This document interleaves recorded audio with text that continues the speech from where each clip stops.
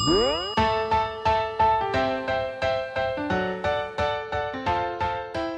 everyone, this is Cappy, and you're listening to Just the Plate, a production of Beyond the Plate. Just the Plate is a short segment where chefs describe a dish or a recipe that is meaningful to them. This is a bonus Just the Plate episode, everybody. Earlier on in this season, when we did our Rachael Ray episode, she couldn't decide between two Just the Plate recipes. We wound up doing a surprise pasta dish, if you remember, where I wrote down a few ingredients and she created a dish off the cuff, which was pretty fun. But the other one she was going to do, we are going to air today. It is a egg crepe or crepe egg, whichever way you want to call it. We've been holding on to this bad boy, and it's a good one. It's a recent obsession of hers. I'm not going to explain who Rachael Ray is because chances are you know who Rachael Ray is. Cookbooks, TV shows, magazine, Rachael Ray Home line, charities, etc., etc. But for now, her egg crepe, as I said, it's a recent obsession. It's a pretty good idea for someone who may be gluten intolerant, or if you're cooking for someone who's gluten intolerant, but also it's really good for anybody, to be honest. You could get super creative here. She gives like 2, 3, 4 variations for how she fills this egg crepe. Essentially, it's like a really thin egg omelet, if you will. So fill it with whatever you like to eat an omelet with, or a crepe, to be honest. Sweet, savory, you could go either way. But listen in, get inspired, get creative. I'm going to stop talking. This is Just the Plate. Crepe eggs. All right, so crepe eggs.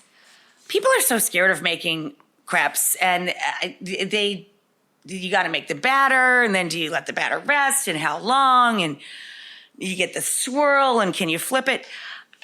More often than not, because so many of my friends have gone gluten-free, either by necessity, of course, biologically they can't process gluten, or just by choice. You know, it's very trendy now. A lot of people use it as a technique to help them lose weight and to give themselves more discipline when it comes to their diet. For whatever reason, I started making egg crepes. And the method I use to do this is a nonstick skillet over moderate heat, with butter in the pan, good butter. Small, like 8-inch small or medium? 10-inch, because you're going to end up with an 8-inch crepe per person. So a 10-inch skillet and 2 eggs per person per portion. It's a method, and then I'll tell you a bunch of different ways that I fill it, okay? So you use 2 eggs per person, and you whisk them until they're just frothy. A little salt. Pepper is up to you. It depends on what you're doing with it. And herbs are up to you. Depends on what you're doing with it.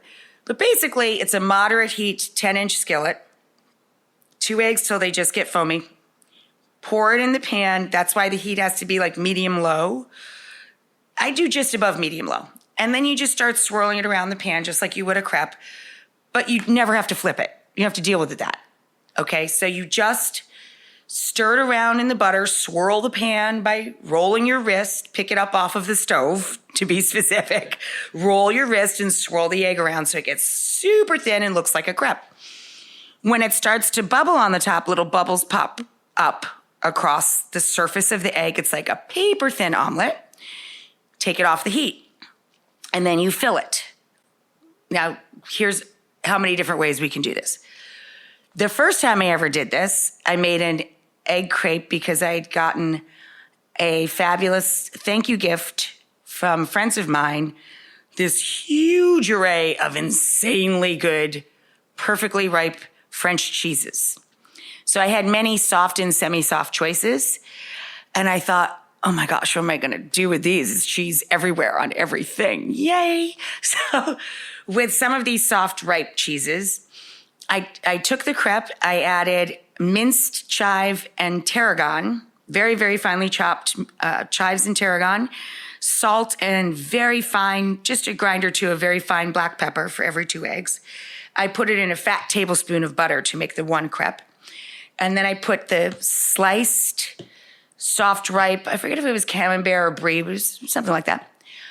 A few slices of the ripe cheese with the soft rind still attached right down the center of the crepe, and topped that with these beautiful organic blueberries and folded it over. So it's this herby, slightly sweet, but not cheesy, like insane. And then you flap it over, so, on each side, so the filling is sticking out the top. It's like an open-ended burrito. Think of it like that. So you see all the beautiful filling coming out the top of it, and then it folds over kind of like an envelope on the bottom there. And then I just put a small pick in it to keep that kind of together because it's not as starchy as an actual crepe. So that was the first one.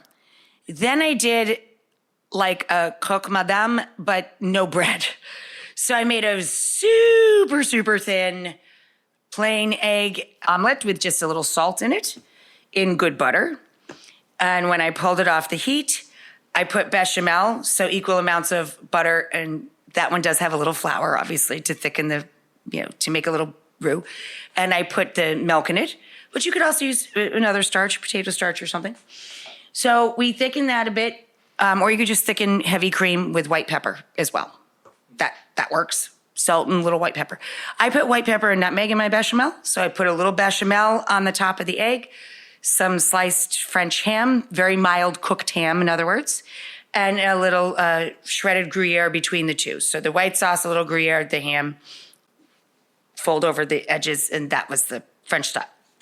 Then I did a brown butter one. I browned the butter in the pan first, added my 2 eggs with very finely slivered couple of leaves of sage in the brown butter.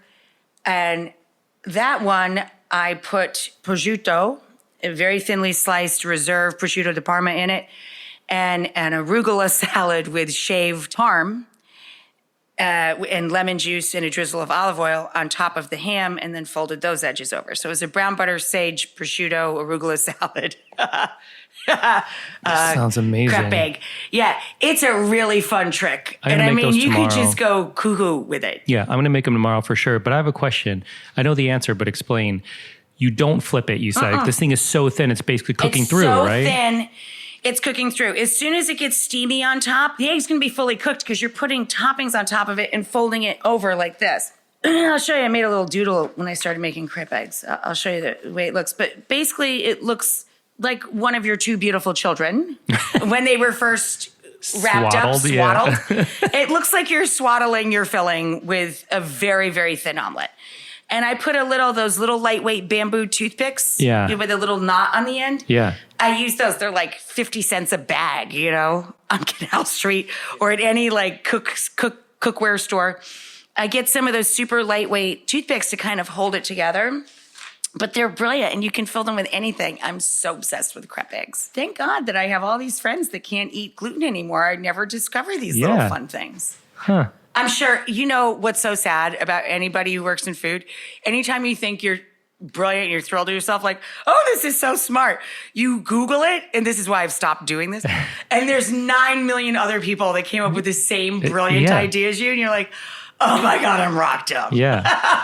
So now I write what I want, and if it's out there, it's out there, and if it's not, it's not. When I was in culinary school, I made a family, a dish we have. It's a family tradition, and there's the doodle. Okay. So the stuff, you can see the filling up sides. Here, and you just fold in the 2 sides, and I make it a little more narrow down here, but it's just flat on a plate. Yeah. Like you don't pick it up, you eat it with a fork and a knife. Yeah. But you get the idea. Yeah. I like that. When I was in culinary school, I made this dish. We always have it at family functions. It's a layered dip, goat cheese, sun-dried tomato, pesto. It's really good. And I made it in one of my culinary school classes, and my chef came over. He goes, I like that one, Kaplan. He goes, I think I'm going to take it for myself. He said, a good chef always knows a great idea when he steals one.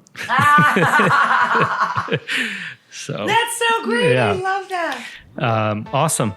Crepe eggs, 55 ways. Thanks. Find more on Rachael Ray by Googling Rachael Ray. Kidding. Find her at rachaelray.com. This episode was produced by myself along with Ian Cohen and Joel Yeaton. Find me and keep up to date with this podcast across all social media platforms at On Cappy's Plate or go to beyondtheplatepodcast.com. Beyond the Plate is on Twitter at BT Plate Podcast and Facebook. Please rate and or review and maybe subscribe to this podcast on your listening site of choice. Thank you for listening to Just the Plate, a production of Beyond the Plate. I'm Cappy.